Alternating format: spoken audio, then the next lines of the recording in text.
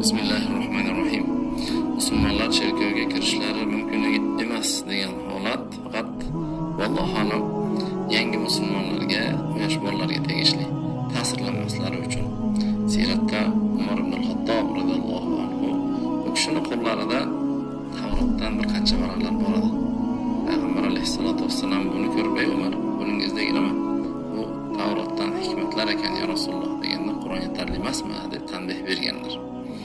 Shunda Umar radhiyallohu anhu ilmni mukammal bo'lmaganlar yangi islomni qabul qilganliklari uchun keyinchalik bu zotirunliklar bilan muomala qilganlarida ularga kitoblardan javob bergan asarlar ham keladi. Ya'ni o'zi asli cherkovga kirishlikdan monelik yo'q. Ko'rib, xudo yoki bo'lmasa bir zarurat yuzasidan sog'liq qolib ketsangiz ichkariga kirib isinish maqsadlar bo'lsa hech qanday monelik yo'q. Cherkovga ibodat uchun kirishlik mumkin bo'lmaydi. Endi bunda kishi islom dinidan chiqib ketib qolgan bo'ladi ularni. Ya'ni nasroniylarni ibodatini qilaman deb kirgan bo'lsa. Biz asli bino qatorida bu cherkovga kirishlik dinimizda man etilmagan.